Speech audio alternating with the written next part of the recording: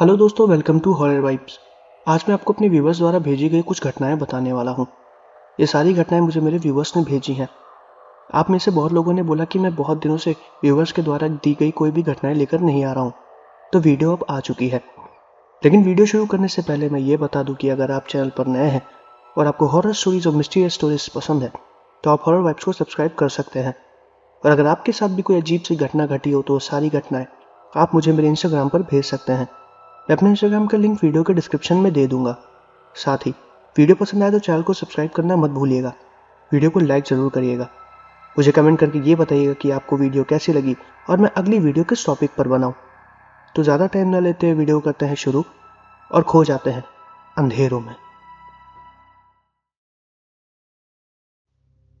ये पहली घटना मुझे रजत शुक्ला जी ने बिहार से भेजी है और अब आगे की घटना मैं आपको रजत शुक्ला जी के पॉइंट ऑफ व्यू से बताऊंगा।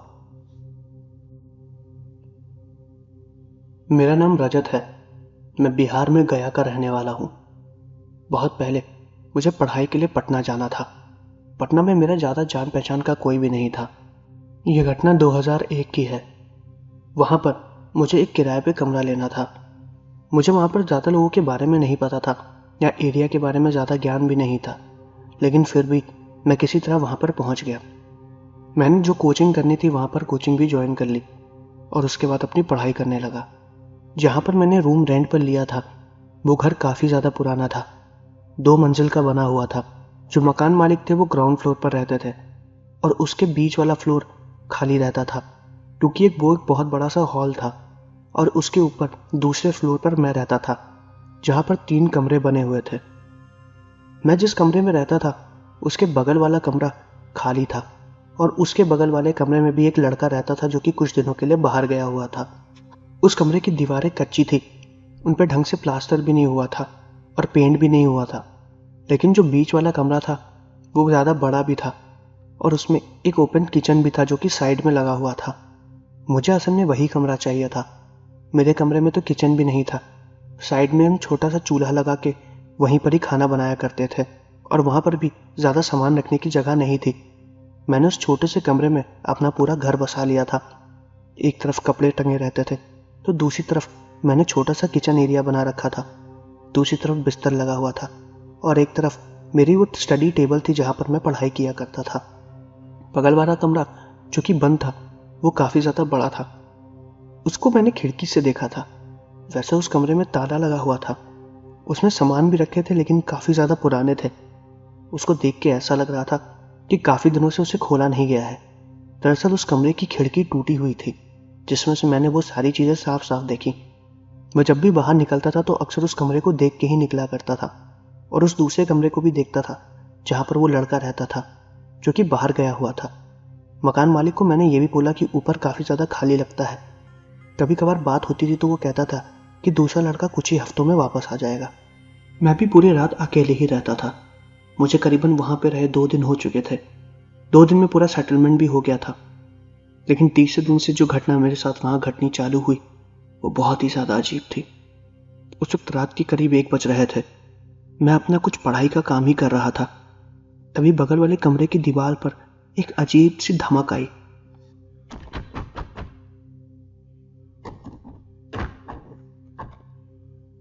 वो आवाज़ ऐसी थी कि जैसे कोई उस कमरे में है और उधर का सामान गिरा रहा हो, लेकिन वो कमरा तो बंद था। मुझे लगा कि शायद कोई आया होगा, लेकिन वो आवाज़ बस कुछ ही सेकंड के लिए आई थी। मैंने फिर उस पर ध्यान नहीं दिया और अपना काम करने लगा। करीबन 1 घंटे बाद जब मैंने अपनी पढ़ाई ख़त्म की तो मुझे लगा कि अब मुझे सोना चाहिए क्योंकि काफ़ी ज़्यादा लेट हो गया था और अगले दिन मुझे कोचिंग के लिए भी जाना था।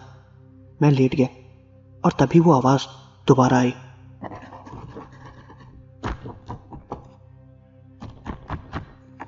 ऐसा लग रहा था कि उस कमरे में कोई सामान इधर से उधर कर रहा हो। मुझे लगा कि शायद कोई चोर ना हो, तो मैंने सोचा कि मैं एक बार उठ के देख लूं। मैंने अपना दरवाज़ा खोला और कमरे की बाहर की लाइट जलाई। जब मैं उधर गया तो देखा कि पूरा कॉरिडोर खाली था। दोनों दरवाजे बंद थे। कमरे की जो खिड़की टूटी हुई थी, मैंने उसके अंदर देखने की कोशिश की। अंधेरे में मुझे कुछ भी दिखाई नहीं दे रहा था, लेकिन तभी वो आवाज़ दोबारा आई और साफ साफ ऐसा लगा कि किसी ने अंदर से कोई सामान एक तरफ से दूसरी तरफ किया हो।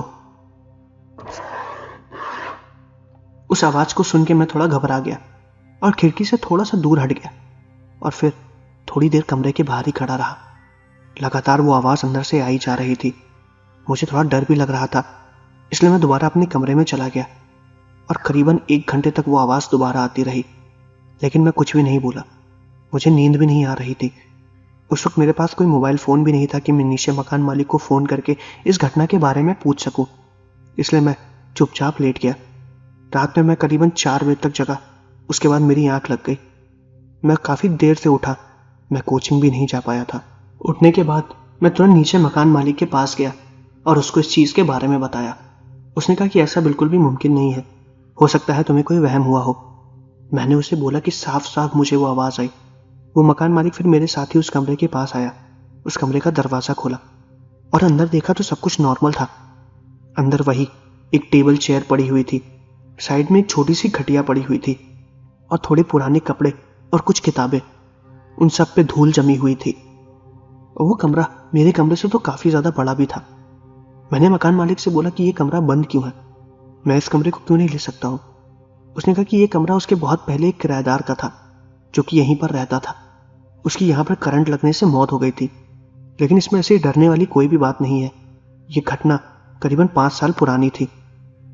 जब उसने इस घटना के बारे में मुझे बताया तो थोड़ा सा अजीब लगा, लेकिन फिर मैंने सोचा कि हो सकता है रात में मेरा कोई वहम हो। मैंने मकान मालिक से इससे बारे में ज़्यादा बात नहीं की, वरना वो मुझे थोड़ा सा डरपोक समझता। मैंने उससे कहा ठीक है, और फिर वो मकान मालिक ने दोबारा उस कमरे को बंद कर दिया और वो नीचे चला गया। पूरा दिन मैं घर पे ही था, उस घटना के बारे में सोच रहा था। फिर मैंने ये भी सोचा कि मुझे अपनी पढ़ाई भी कंप्लीट करनी है। मैं दोबारा अपनी पढ़ाई करने लगा और फिर रात में मुझे जल्दी नींद आ गई थी क्योंकि मेरी नींद पूरी नहीं हुई थी। तो मैं करीबन 9 बजे सो गया था और करीबन रात के 1 बजे मेरे साथ फिर वही घटना घटी, लेकिन इस बार थोड़ी सी अजीब। मेरे दरवाजे के बाहर रात में ऐसा लगा कि कोई एक तरफ से दूसरी तरफ जा रहा हो, टहल रहा हो। बाहर की लाइट बंद थी। मैं तुरंत अपने बिस्तर से उठा और उसी परछाई को एक तरफ से दूसरी तरफ आते जाते देख रहा था। उसने कोई भी हरकत नहीं की, लेकिन उसके कदमों की आवाज़ मुझे साफ साफ सुनाई दे रही थी, एक तरफ से दूसरी तरफ, कभी तेज कभी धीमी। वो आवाज़ करीबन 2 से 3 मिनट तक आई, फिर चली गई। मुझे लगा कि शायद मकान मालिक मुझे देखने आया होगा कि सब कुछ ठीक है या नहीं, लेकिन आधे घंटे बाद फिर मुझे ऐसा महसूस हुआ। उस कमरे में, मेरे कमरे में एक खिड़की थी जिससे बाहर की चीज़ें थोड़ी बहुत दिखाई देती थी। कांच थोड़ा धुंधला हो गया था, इसलिए मुझे वो परछाई थोड़ी ब्लर दिखाई दे रही थी। इस बार मुझे सच में लगा कि बाहर कोई है। डर की वजह से मेरे बिस्तर से उठने की हिम्मत नहीं हो रही थी, लेकिन फिर भी मैंने ऊपर वाले का नाम लेते हुए लाइट ऑन कर दी और फिर कमरे के बाहर की लाइट ऑन करके देखने लगा कि बाहर कौन है। उस वक्त मैंने दरवाज़ा नहीं खोला था।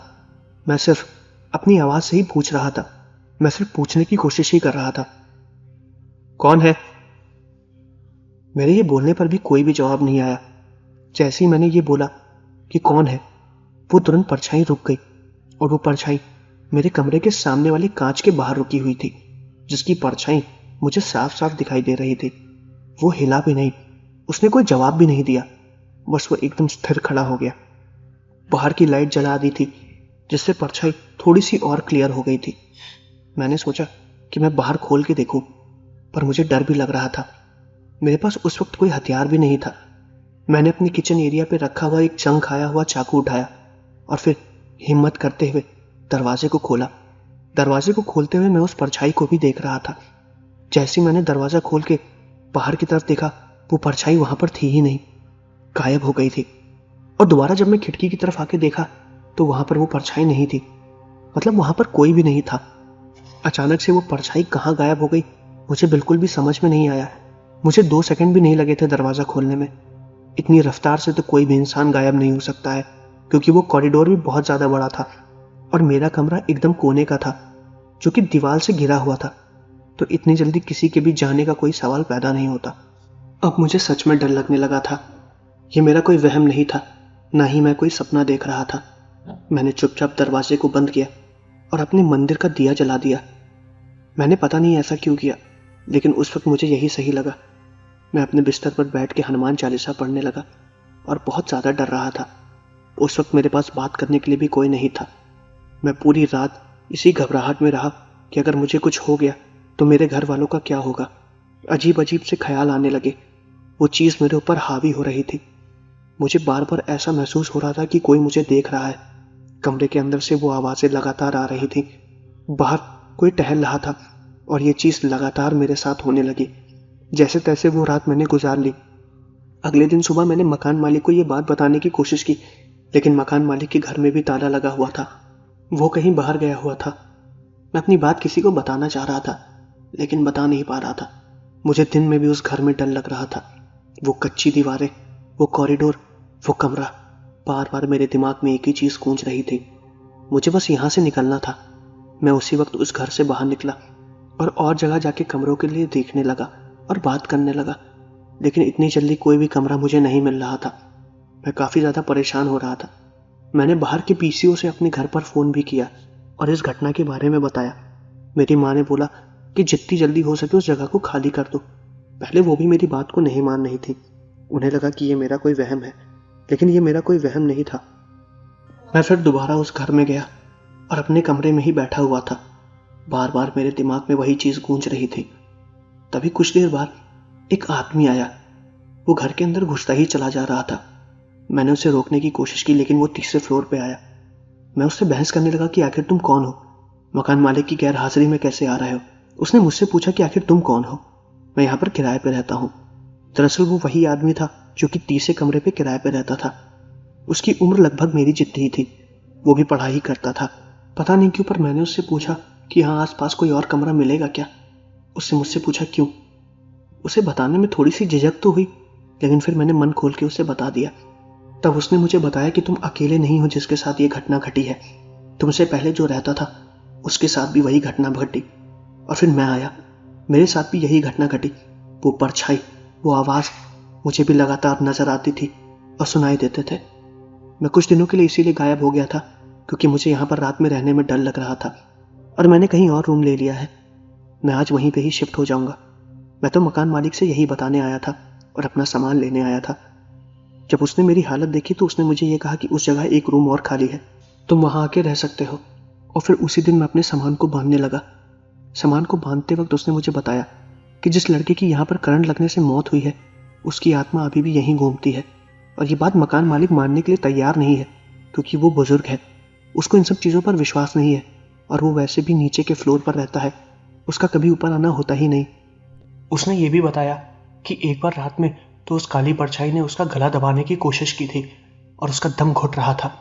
इसी डर की वजह से वो अगले दिन उठ के यहाँ से भाग गया ताकि वो नया कमरा ढूंढने जा सके। फिर हम दोनों उस मकान मालिक के आने का इंतजार कर रहे थे। वो मकान मालिक जैसे ही आया, हमने उसे वहाँ की सारी दिक्कतें बताई और फिर कमरा खाली करके चले गए। मैंने अपने किराए का पैसा भी वापस नहीं लिया क्योंकि मुझे जल्द से जल्द वहाँ से निकलना था। उसके बाद मैं जहाँ पर शिफ्ट हुआ वहाँ पर मुझे थोड़ी सी शांति मिली, लेकिन तब भी वो खौफ मेरे अंदर बहुत दिनों तक बसा हुआ था। मुझे लगता था कि वो परछाई अभी भी मेरा पीछा कर रही है, और ये घटना बहुत ही ज़्यादा अजीब थी। तो दोस्तों, ये थी मेरे व्यूअर द्वारा भेजी गई एक पहली घटना। अब मैं आपको एक दूसरी घटना बताने वाला हूँ। ये दूसरी घटना मेरे एक व्यूअर शीतल जी ने भेजी है, और अब आगे की घटना मैं आपको शीतल जी के पॉइंट ऑफ व्यू से बताऊंगा।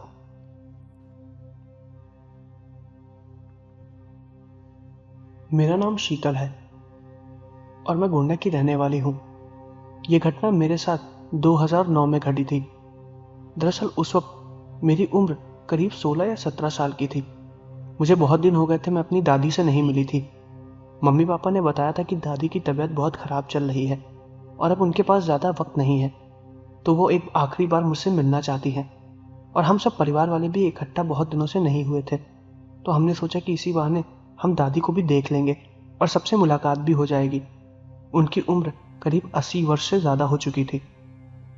मैं बहुत दिनों बाद दादी से मिली थी। उनका चेहरा एकदम बदल गया था। शरीर पहले से ज़्यादा कमज़ोर हो गया था। उस वक्त दादाजी भी उन्हीं के बगल में बैठे हुए थे। मैं दादी के पास गई। उन्होंने मुझे गले से लगाया और फिर वो मुझसे बात कर रही थी। बात करने की वो कोशिश कर रही थी, लेकिन उनकी गले से आवाज़ नहीं निकल रही थी। उनको बुखार बहुत ज़्यादा तेज़ हो गया था। मैंने दादाजी से जब उनकी तबीयत के बारे में पूछा तो उन्होंने बताया कि डॉक्टर ने बोला कि ज़्यादा से ज़्यादा ये 1 महीना ही जी पाएंगी। वो बात जान के मुझे बहुत ज़्यादा दुख हुआ था। मैं दादी को बहुत प्यार करती थी। खैर, अब इस चीज़ को कौन टाल सकता है। हम सब घर वाले रात में बैठे हुए थे, एक दूसरे से शांति में बात कर रहे थे। दादी अपने कमरे में लेटी हुई थी। उस वक्त बहुत ज़्यादा अंधेरा था। उस वक्त गांव में हमारी लाइट भी नहीं थी। मैं, पापा, मम्मी और दादाजी दादी के कमरे के ही बाहर बैठे हुए थे। उन्हें हमारी आवाज़ सुनाई दे रही थी। वो लेटे हुए हमारी तरफ ही देखने की कोशिश कर रही थी, लेकिन उनकी गर्दन घूम नहीं रही थी। शायद उनको प्यास लगी हुई थी। वो मुझे बुला रही थी। मैं उनके पास गई तो उन्होंने किसी तरह मेरे हाथ को पकड़ लिया और बस कुछ बोलने की कोशिश कर रही थी। उनके गले से आवाज़ तो नहीं निकल रही थी, बस थोड़ी बहुत हवा ही बाहर आ रही थी। मुझे पता चल गया था कि वो मुझे अपने पास बैठने के लिए बोल रही हैं। मैं कुछ देर उन्हीं के पास बैठी रही। मम्मी पापा ने बोला कि मैं उन्हीं के पास सो जाऊं, ताकि रात में अगर उन्हें किसी चीज़ की ज़रूरत हो तो मैं उनकी मदद कर दूं। तो फिर मैं सबकी बात मान के उन्हीं के पास सो गई। अंधेरा काफ़ी ज़्यादा हो गया था। मम्मी पापा भी अपने कमरे में जाके सो गए थे और दादाजी घर के बाहर ही लेटे हुए थे। उस वक्त रात के करीब 1 या 2 बज रहे होंगे, मुझे ढंग से याद है। तभी दादी ने अपने हाथ को हिला के मुझे उठाने की कोशिश की। मैं काफ़ी ज़्यादा गहरी नींद में थी, लेकिन उन्होंने अपने हाथ को मेरे चेहरे पे काफ़ी ज़्यादा ज़ोर से मारा, जिसकी वजह से मेरी आंखें खुल गईं। मैंने दादी से पूछा कि आखिर क्या हुआ, तो वो मुझे देख नहीं रही थी। वो सामने कोने अंधेरे की तरफ देख रही थी। वहाँ पर एक अलमारी थी। मुझे समझ में नहीं है कि आखिर दादी क्या देख रही हैं। मैंने ढंग से देखा तो उनके हाथ गीले थे। जब ढंग से उनकी चद्दर चेक की तो उन्होंने टॉयलेट कर दी थी। वो बहुत ज़्यादा डरी हुई लग रही थी। उनके गले से आवाज़ नहीं निकल रही थी।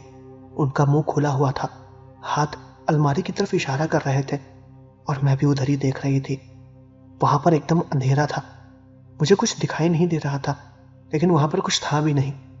मैंने दादी से पूछा कि आखिर तुम क्या देख रही हो, तो उन्होंने मेरे हाथ को बहुत ही ज़्यादा मजबूती से दबा लिया। इतनी मजबूती से दबाया कि जैसे उनके शरीर में कुछ ज़्यादा ही शक्ति आ गई हो। मैं उनसे अपना हाथ छुड़ा भी नहीं पा रही थी।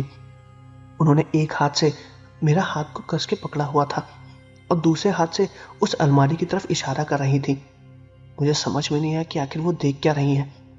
मेरी आंखों के सामने ही उस अलमारी से एक लाल कपड़ा नीचे गिर गया। उसमें कुछ था नहीं, बस कोई चीज़ रखी हुई थी। मैंने जब उस कपड़े में देखा तो उसमें कोई धूल थी या शायद कोई राख। वो ज़मीन पर गिर के बिखर गई थी और वो जिस अलमारी पर रखी हुई थी, उस अलमारी का दरवाज़ा अपने आप खुल गया। वो एक लकड़ी की बहुत ही पुरानी अलमारी थी। शायद जब दादी की शादी हुई थी तब उन्होंने वो अलमारी खरीदी थी, लेकिन उसके दरवाजे जंग खाने की वजह से जाम हो गए थे, तो हवा से खुलने का तो कोई सवाल ही नहीं पैदा होता।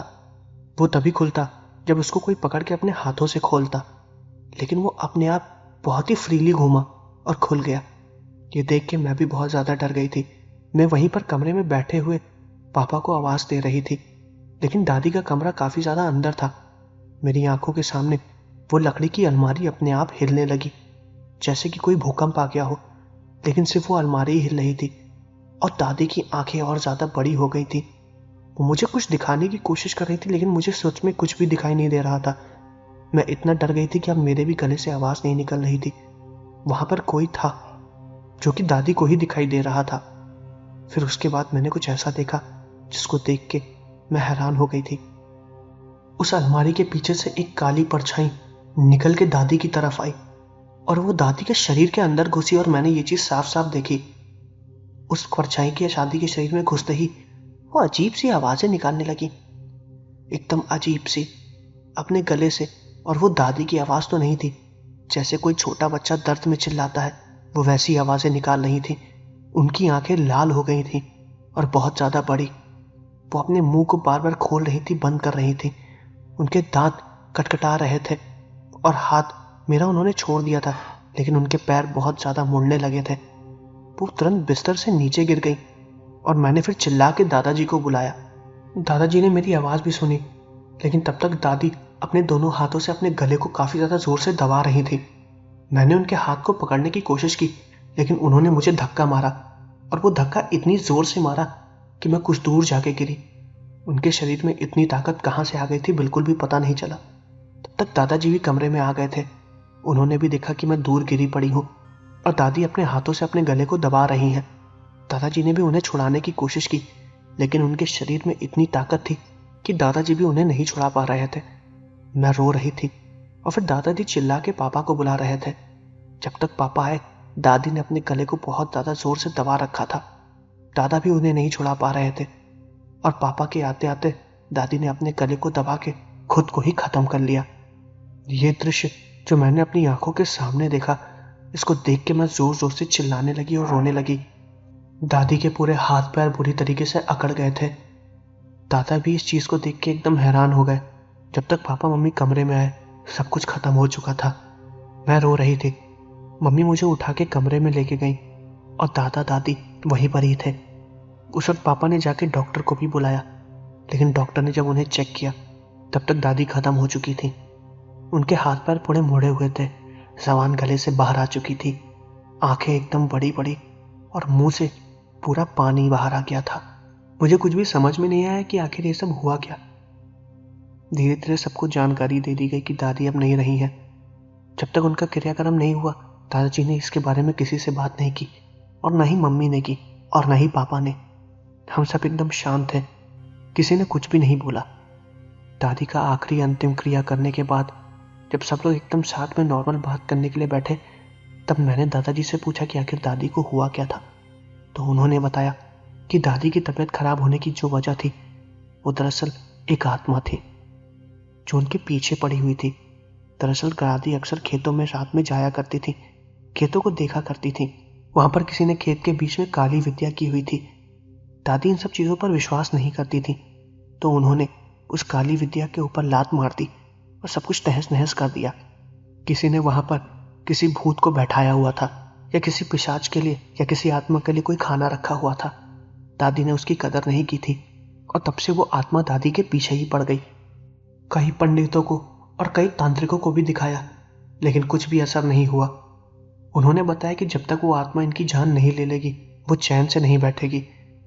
तभी एक तांत्रिक ने लाल कपड़े में बांध के अपने यज्ञ की हुई विभूति भी दी थी।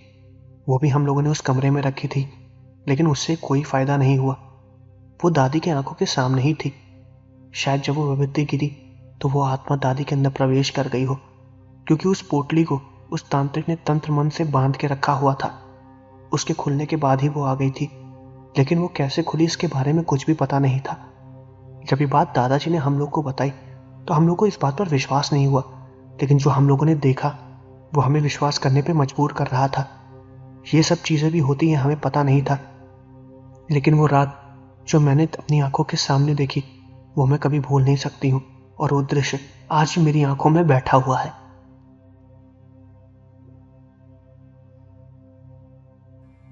तो दोस्तों, ये थी मेरे व्यूअर द्वारा भेजी गई 2 घटनाएं। मैं आशा करता हूँ कि आपको वीडियो पसंद आई होगी। अगर आपको वीडियो पसंद आई है तो चैनल को सब्सक्राइब जरूर करिएगा, वीडियो को लाइक भी करिएगा। मुझे कमेंट करके ये बताइएगा कि आपको वीडियो कैसी लगी और मैं अगली वीडियो किस टॉपिक पर बनाऊं। तो मिलते हैं अगले वीडियो में।